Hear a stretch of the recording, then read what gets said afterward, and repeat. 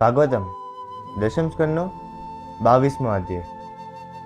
તો આપણે ગત સત્રમાં જોયું કે જે વેણુ ગીત હતું કે ભગવાન શ્રી કૃષ્ણ વાંસળી વગાડે છે અને એનું વર્ણન ગોપીઓ કરે છે કે કોણ કોણ ભગવાન શ્રી કૃષ્ણની વાંસળીથી મોહિત થાય છે અને કોની કોની ઉપર ભગવાન શ્રી કૃષ્ણની વિશિષ્ટ કૃપા છે.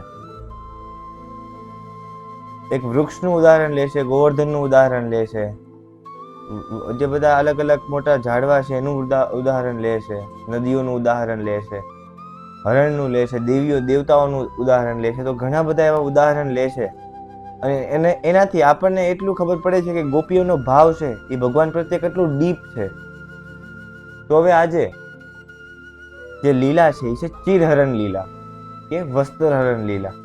તો હવે સુખદેવ ગોસ્વામીજી પરીક્ષિત મહારાજને કહે છે કે હવે શરદ ઋતુ ગઈને હેમંત ઋતુ આવી અને જે માક્ષર મહિનો આવે જેમાં કાત્યાયની વ્રત કરે છે. તો નંદ બાબાનું જે ગામ હતું મતલબ વૃંદાવનની જેટલી પણ ગોપીઓ હતી એ લોકો આ કાત્યાયની વ્રત કરતા હતા. તો ડેલીનું જે બધી ગોપીઓનું રૂટીન હતું કે આખો દિવસ ફળાહાર કરવાનો અને જેવો સાંજનો સમય થાય થોડોક જ્યારે સૂર્ય ઢળવાનો હોય તો એ ટાઈમે નદીએ જતા અને ત્યાં સ્નાન કરીને બહાર આવે અને માટીના એક માતાજી બનાવતા જે ભગવાનની યોગમાં છે એની મૂર્તિ બનાવતા અને એની સામે કહેતા કાત્યાયની મહામાઈ મહાયોગિન્ય ઈશ્વરી નંદ ગોપ સુતમ દેવી પિતમે કુરુતે નમઃ ઇતિ મંત્ર જપંત્યાસ્તા પૂજા ચક્રુ કૃમારિકા. જે ગોપીઓ છે એ જે આખો મંત્ર છે એનો જપ કરે છે અને આ મંત્ર શું કહેવા માંગે છે કે કાત્યાયની મહામાયા કે જે કાત્યાયની વ્રત છે અમે કરીએ છીએ એ અમે એ માયાદેવી તમારા માટે કરીએ છીએ. તો હવે કે છે કે શું કામ કરીએ છીએ કે આ નંદ ગોપ ઇતમપતિ કે જે આ નંદનો જે પુત્ર છે કૃષ્ણ એને અમારો પતિ બનાવવો છે.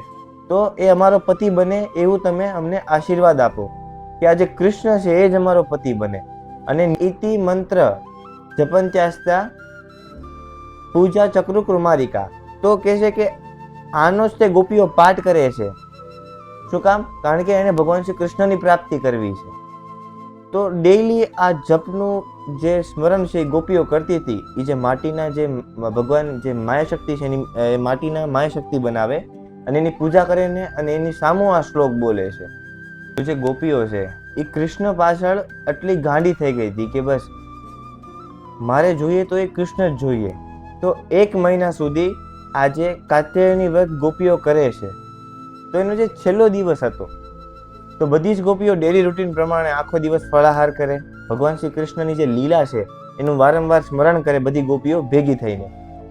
તો હવે જ્યારે એ સાંજના સમયે ગોપીઓ સ્નાન કરવા જાય છે અને જ્યારે સ્નાન કરતી હોય તો પહેલા તો એ સ્નાન કરવા જાય એટલે એના બધા વસ્ત્ર કાઢી નાખે છે. ઇવન કે જે ગુપ્ત વસ્ત્ર હોય છે એ પણ ગોપીઓ કાઢી નાખે છે અને નદીની અંદર સ્નાન કરવા પડે છે. અને બધી જ ભેગી મળીને જે ભગવાન શ્રી કૃષ્ણની લીલા છે એનું વારંવાર રટન કરતી હોય, ભગવાન શ્રી કૃષ્ણનું ચિંતન કરે છે વારંવાર.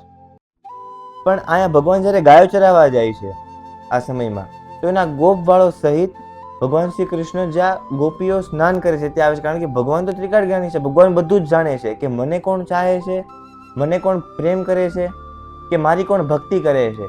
તો ભગવાન સીધા ગોપીઓ પાસે જાય છે, બધા વાછડા અને ગોપ બાળકો સહિત એમની પાસે જાય છે.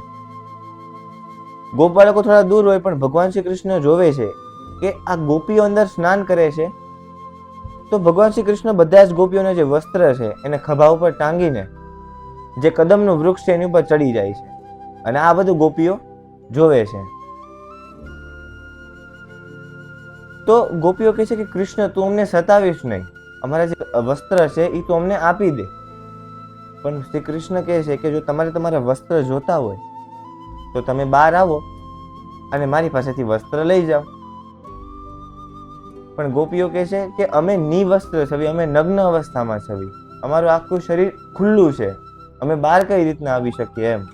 તો ભગવાન શ્રી કૃષ્ણ કહે છે કે જો તમે મને ચાહો છો તો તમારે અંદરની લજ્જા છોડવી પડશે. લજ્જા છોડ્યા વગર હું તમને નથી મળવાનો. તો તમે પહેલા તમારે અંદરની લજ્જા છોડો અને બહાર આવો. જો તમારે મારી પ્રાપ્તિ કરવી છે તો તમે આ કપડાં લઈ જાઓ મારી પાસેથી. આટલું સાંભળીને જે ગોપીઓ છે એના મનમાં થોડોક સંકોચ હજી છે, જે લજ્જા છે એ જે ગોપીઓ છે એના મનમાં હજી છે. પણ એ પાછું કૃષ્ણને કહે છે, જો કૃષ્ણ તમે અમને આ કપડાં નહીં આપો. આ વસ્તુ ગોપીઓ પ્રેમથી કૃષ્ણને કહે છે, નહીં કે આમ કોઈ ગુસ્સાની રીતના, પણ પ્રેમથી કહે છે કે કૃષ્ણ અમને અમારા કપડાં આપી દો તમે, નકર અમે નંદ બાબાને ફરિયાદ કરી દઈશું. તો ભગવાન શ્રી કૃષ્ણ આની આ વાત પાછી કહે છે કે તમારે કપડાં જોતા જ હોય તો બહાર આવીને લઈ જાઓ, હું ક્યાં ના પાડું છું, હું કઈ ભાગી નથી જવાનો, તમને કપડાં આપી જ દઈશ. તો પાછું આ રીતનું ગોપીઓ સાંભળીને ગોપીઓ પાછી ભગવાનના લીલામાં ભાવ વિભોર થઈ જાય છે. અને ભગવાનનો આ રીતનો પુકાર સાંભળીને જે ગોપીઓ છે એ ભગવાન શ્રી કૃષ્ણ પાસે એના જે ગુપ્ત અંગો છે એના પર હાથ મૂકી દે છે, બંને વાતથી ગુપ્ત અંગ ઢાંકી દે છે અને બહાર આવીને કૃષ્ણ પાસેથી કપડાં લઈ લે છે. હવે જેવા ભગવાન શ્રી કૃષ્ણ કહે છે કે પહેલા કપડાં નહીં મળે, પહેલા તો તમે આ જે નદી છે એના જે અધિષ્ઠાતા જે દેવ છે પાણીના, એનો તમે અપરાધ કરેલો છે, આ યમુના નદીનો તમે અપરાધ કરેલો છે. તો ગોપીઓ કહે છે કે કઈ રીતના, તમે અમને સમજાવો કે આ અપરાધ કઈ રીતના અમે કર્યો છે. તો પહેલી વાત કે શાસ્ત્ર અનુસાર આપણે નગ્ન અવસ્થામાં સ્નાન ન કરવું જોઈએ કોઈ દિવસ. કે આપણે કોઈ પણ નદીમાં જાવી છવી તો ત્યાં નગ્ન અવસ્થામાં આપણે કોઈ દિવસ સ્નાન ન કરવું જોઈએ. ઉપર નીચેના બંને વસ્ત્ર પહેરીને જ આપણે સ્નાન કરવું જોઈએ. તો તમે આ બંનેનો અપરાધ કર્યો છે અને આના કારણે તમારો આ જે વ્રત છે એ નિષ્ફળ થઈ શકે છે. તો ગોપીઓ નગ્ન અવસ્થામાં ગુપ્ત અંગ ઢાંકીને એ જે યમુનાજી અને જે નદીના અધિષ્ઠાતા દેવ છે, જેને જળ દેવતા કહેવાય છે, એને ગોપીઓ પ્રણામ કરે છે. અને પછી જ્યારે ભગવાન શ્રી કૃષ્ણ છે એ કપડાં ગોપીઓને આપી દે છે અને ગોપીઓ વસ્ત્ર પહેરીને ભગવાનની ખૂબ જ પ્રાર્થના કરે છે. ભગવાન કૃષ્ણ કહે છે કે તમારા મનમાં મને ખબર છે કે શું ચાલે છે, તમારે મારી પૂજા કરવી છે, તમારે મને પોતાનો પતિ બનાવવો છે. તો પણ આજે તમારો જે ત્યાગ છે કે તમે નિર્વસ્ત્ર છો છતાંય તમને મારી ઉપર એટલો પ્રેમ છે કે તમે દોડીને તોય મારી પાસે આવી ગયા આ નગ્ન અવસ્થામાં. તમને લોકોની કોઈ લજ્જા નથી મારા કારણે. તો ભગવાન શ્રી કૃષ્ણ જોવે છે કે આ ગોપીઓનો ભાવ તો જોવો કે એના શરીર ઉપર કપડું નથી પણ મારા ખાતર અને મેં કીધું એટલે નગ્ન અવસ્થામાં નદીમાંથી બહાર આવી જાય છે. હવે ખરેખર આપણે જોઈએ તો કોઈ પણ સ્ત્રી નગ્ન અવસ્થામાં બહાર તો ન જ આવે. તોય તે ગોપીઓને ભગવાન ઉપર એટલો ભાવ છે કે બહાર આવે છે ભગવાન પાસે ને વસ્ત્ર પહેરી લે છે.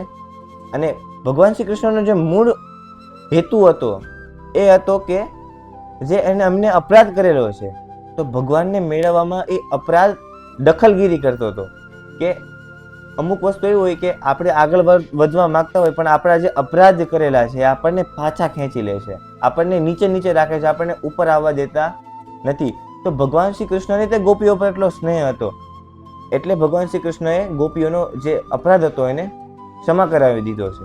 હવે અહીંયા ભગવાનની જે વસ્ત્રહરણ લીલા છે એ તો અહીંયા પૂરી થઈ જાય છે, પણ જે મેઇન ટોપિક છે કે આ તીરહરણ લીલા એને સાંભળીને કેટલા બધા લોકોના મનમાં એક સંશય ઊભો થાય કે ભગવાન શ્રી કૃષ્ણ શું ગોપીઓને નગ્ન અવસ્થામાં જોવા માંગતા હશે. પણ જે મૂર્ખ લોકો છે જે ભગવાન શ્રી કૃષ્ણને નથી સમજી શકતા એ આને બહુ ખરાબ વિચારોમાં જોવે છે કે ભગવાન શ્રી કૃષ્ણ ગોપીઓના અંગ જોવા માંગતા હશે, એને નગ્ન અવસ્થામાં જોવા માંગતા હશે, પણ એવું નથી. ઘણા બધા જે મહાન ગોસ્વામીઓ છે, સુખદેવ ગોસ્વામી છે, ઘણા બધા જે ટીકા કરેલી છે એની ઉપર જો આપણે વિસ્તાર કરીએ તો આપણને ખબર પડે કે ભગવાન શ્રી કૃષ્ણએ કીધું છે કે આ ધરતી કે આખું ત્રણેય લોક કે આખું ભૂમંડળમાં એવી એકેય વસ્તુ નથી જેમાં હું નથી. ભગવાને કીધું છે કે પાણી પણ હું જ છું. તો શું જે નગ્ન અવસ્થામાં ગોપીઓ જ્યારે અંદર સ્નાન કરતી હતી ત્યારે ભગવાને એમને નહીં જોયું હોય? અને બીજું કે ભગવાન શ્રી કૃષ્ણનો જે મેઇન હેતુ હતો એ એમનો અપરાધ ક્ષમા કરાવવાનો પણ નહોતો, પણ ભગવાન શ્રી કૃષ્ણએ જોયું કે તમારે લોકોનું પણ જોવું છે ને મારું પણ જોવું છે તો હું નહીં મળું.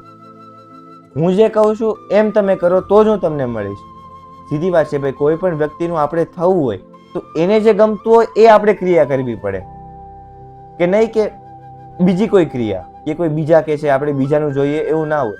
કોઈ પણ કોઈ પણ એક છોકરો હોય તો એને એના પપ્પાનો ફેવરેટ બનવું હોય તો શું કરે કે એના પપ્પા કે એને કરવું પડે, તો એના પિતાશ્રી છે, એના પપ્પા છે, એને છોકરો ગમવાનો છે. તો આ રીતના તે ભગવાન શ્રી કૃષ્ણનો જે મેઇન હેતુ હતો એ કહે છે કે તમે તમારી લજ્જા છોડી દો. જો તમને હું જ ઇમ્પોર્ટન્ટ લાગતો હોઉં તો હું કહું એમ કરો. પણ ભગવાન શ્રી કૃષ્ણ ગોપીઓનો એ ભાવ પણ નહોતા જાણતા કે આ આટલા બધા મારી અંદર પોરવાયેલા હશે. ત્યારે ભગવાન શ્રી કૃષ્ણ કહે છે કે હવે જ્યારે આવતો આ જે વર્ષા ઋતુ આવશે ત્યારે હું તમારી સાથે આ જ જળમાં જળ ક્રીડા કરીશ. તો ભગવાન શ્રી કૃષ્ણનો જે ભાવ છે એ આ રીતનો છે.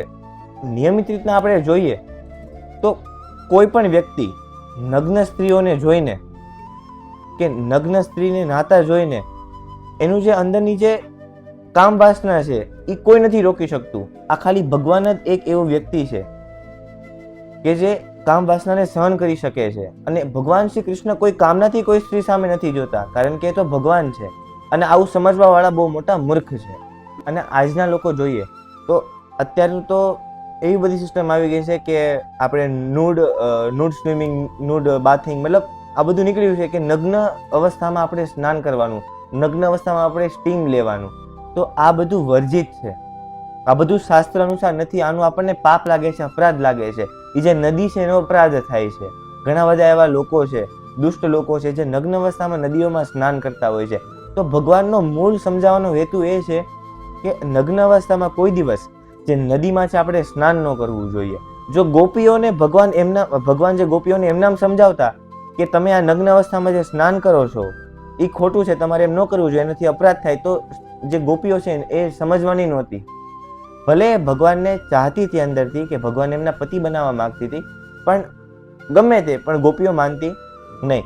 તો ભગવાનનો જે મેઇન ઉદ્દેશ હતો કે ગોપીને સમજાવવાનું કે નગ્ન અવસ્થામાં આમાં સ્નાન ન કરવું જોઈએ. અને એક તો આ ચીરહરણ છે, ભગવાનની લીલા જ છે. ભગવાનને બધી જ ખબર છે કે મારે કઈ કઈ લીલા કરવાની છે. તો ભગવાને એક આ રીતના આ લીલા કરે છે. અને આ લીલામાં કોઈ જાતની દોષ બુદ્ધિ કરવા જેવી છે જ નહીં, કારણ કે ભગવાન આમાં એક શીખ આપવા માંગે છે, નહીં કે ગોપીઓના અંગ જોવા. તો હવે જે ગોપીઓ છે એના વસ્ત્ર પહેરી લે છે અને શ્રી કૃષ્ણના ચરણોમાં પડી જાય છે. અને એના નેત્ર બસ ખાલી ભગવાન શ્રી કૃષ્ણનું મુખ જ જોવે છે. અને એમનું ધ્યાન સીધું સતત ભગવાન શ્રી કૃષ્ણની અંદર જતું રહ્યું હતું. અને હવે તો રાત્રિનો સમય થઈ ગયો હતો અને એમને ભગવાન શ્રી કૃષ્ણને છોડીને કાંઈ નહોતું જવું ગોપીઓને. પણ છતાંય એમને કઠોર હૃદય રાખીને પાછું વ્રજમાં જવું પડ્યું. આમ જોવા જાવી તો આ જે ચીરહરણ લીલા છે એ ભગવાન શ્રી કૃષ્ણએ 9મા વર્ષમાં કરી હતી. ભગવાન ખાલી 10 થી 11 વર્ષ જ તે વ્રજમાં રહેતા આ બધી લીલા કરી હતી. પણ જે ચીરહરણ લીલા છે એ ભગવાને 9મા વર્ષમાં કરી હતી. તો ભાઈ પ્રશ્ન થાય છે કે 8-9 વર્ષનો બાળક અને જે જુવાન ગોપીઓ એનો મેલાપ કઈ રીતના થઈ શકે? જે ભગવાન છે, ભગવાન કોઈનો પ્રેમ નથી જોતા. ભગવાન શ્રી કૃષ્ણને ભલે ગમે તેના નાના છે, પણ ભગવાન શ્રી કૃષ્ણને કોઈ 9 વર્ષની છોકરી તે પ્રેમ કરી શકે છે, મતલબ એમની ભક્તિ કરી શકે છે. અને જે વૃદ્ધ મહિલા છે એ પણ ભગવાન શ્રી કૃષ્ણનો પ્રેમ મેળવી શકે છે, કારણ કે એ ભગવાન છે, પૂર્ણ પુરુષોત્તમ પરમેશ્વર. એનો પ્રેમ મેળવવો જ તે આપણું એકમાત્ર કર્તવ્ય છે. આપણે આ પૃથ્વી ઉપર આપણો જન્મ થયો છે, આ જન્મ સાર્થક કરવાનો એક જ હેતુ છે કે આપણને ભગવાન શ્રી કૃષ્ણનો પ્રેમ મળે. તો હવે જે આજે ઠંડીની ઋતુ જતી રહી હતી, વર્ષા ઋતુ આવી જતી રહી, ઠંડીની ઋતુ આવી જતી રહી, એટલે કે શિયાળો હતો એ. અને હવે પાછો આવે છે ઉનાળો, એટલે કે ગ્રીષ્મ ઋતુ પાછી આવે છે. તો ભગવાન શ્રી કૃષ્ણ ગાયો ચરાવતા ચરાવતા જાય છે અને યમુનાના કિનારે જે મોટું વૃક્ષ છે, કદમનું વૃક્ષ, એની નીચે બેસે છે. અને બધા છે, શ્રીદામ, બલરામજી, સુદામા, બધા જ બેઠા હોય છે અલગ અલગ. ભગવાનના જે સખા મિત્રો છે આજુબાજુમાં. અને મોટો છાંયડો જે વૃક્ષ પાડતું હોય તો ભગવાન શ્રી કૃષ્ણ કહે છે કે તમે આ વૃક્ષને જોવો. આ જે વૃક્ષ છે એ બધાને કેટલો છાંયડો આપે છે, અને જે ફળ છે એ આપણને આહાર આપે છે આનો. અને બીજું કે એનો જે સ્વભાવ છે એ કેટલો વિનમ્ર છે. તડકો એ સહન કરે છે, વરસાદી સહન કરે છે, પવનના ફૂફાટા છે જોર જોરથી એ તે વૃક્ષ સહન કરે છે, પણ આપણને એ છાંયો આપે છે. તો ભગવાન અહીંયા જે બધા ગોપ બાળકો છે શીખવે છે કે ગમે સિચ્યુએશનમાં, કે ગમે તેવું થઈ જાય, પણ આપણે આપણો જે સ્વભાવ છે એને વિનમ્ર રાખવો જોઈએ. હનુમાનજીની વાત છે કે જ્યારે હનુમાનજી લંકામાં જતા હતા, ભગવાન રામનો આદેશ આવ્યો તો જે એક દેવીને હનુમાનજીની પરીક્ષા કરવા મોકલે છે. તો જ્યારે પરીક્ષા કરવા મોકલે છે તો દેવી દેવતાઓને ખબર નહોતી કે હનુમાનજી પાસે કેટલું બળ છે. એટલે એક દેવીને બધા દેવતાઓ હનુમાનજીની પરીક્ષા કરવા મોકલે છે. તો કહે છે કે હનુમાનજીને કહે છે કે હું તો તને હમણાં જ ખાઈ જઈશ. હનુમાનજી કહે છે પણ માતા તમે ઘડીક ખમો, હું એક પ્રભુનું કામ પતાવીને આવું, પછી તમે મને ભોજન બનાવી લેજો. એ કે નહીં, મારે તો હમણાં જ તને ખાવો છે. તમારે ખાવો છે, કાંઈ વાંધો નહીં. તો હનુમાનજી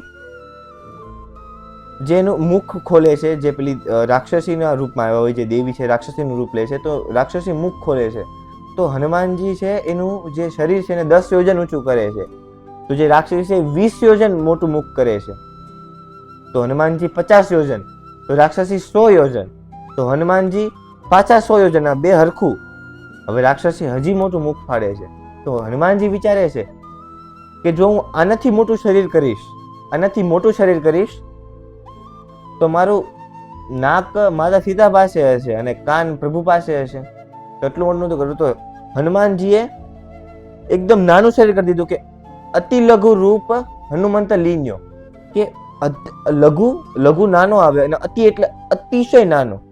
તો હનુમાનજી જેવા જાય છે તો રાક્ષસીના જે દેવી હતા એમના પેટમાં જાય છે.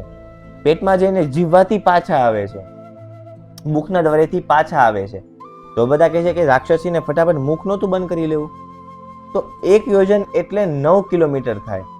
તો એવા એક 100 યોજન હતા એટલે કે 900 કિલોમીટર. તો આટલું મોટું મુખ બંધ કરતા હોય તો વાર તો લાગે ને. તો હનુમાનજી બહાર આવીને મોટા થઈને કહે છે પાછા એના રિયલ સ્વરૂપમાં આવીને કે હવે તો હું તમારા જે ઉદર છે, જે તમારું પેટ છે એમાંથી બહાર આવ્યો, હવે તો હું તમારો પુત્ર થઈ ગયો છું, તો હવે તમે મને ખાશો. તો ત્યારે હનુમાનજીએ વિનમ્રતા બતાવી. ત્યારે દેવી છોડી દે છે હનુમાનજીને અને એની પરીક્ષામાં હનુમાનજી સમર્થ થઈ જાય છે કે ભાઈ હનુમાનજીમાં બળ પણ છે અને બુદ્ધિમાન છે હનુમાનજી. તો અહીંયા આપણે એ લીલા લેવાનો અર્થ એ હતો કે આપણને વિનમ્રતાની ખબર પડે કે જેટલા આપણે વિનમ્ર રહીશું એટલી આપણી ઉપર જે આફતો આવે છે, જે આપણી મુશ્કેલો છે એટલી તળતી જશે. આપણી ભૂલ હોય તો વિનમ્ર થઈ જવું, જેનાથી જે સામેવાળો માણસ છે એ પણ આપણને ટૂંક શબ્દમાં જવા દેશે. તો ભગવાન શ્રી કૃષ્ણ વૃક્ષનું આ રીતના ઉદાહરણ આપે છે. અને પછી જે બધા વળ બાળકોને લઈને પેલા ગાયોને પાણી પાય છે ભગવાન શ્રી કૃષ્ણ, અને પછી જે યમુનાનું મધુર જળ છે એનું સ્વયં ભગવાન અને બધા ગોપ મિત્રો જળપાન કરે છે. અને ત્યારે એમાંથી 2 ગોપ સખા મિત્ર છે એ ભગવાન પાસે આવીને કહે છે. તો હવે શું કહે છે આપણે હવે પછીના અધ્યાયમાં શ્રવણ કરીશું. હરે કૃષ્ણ.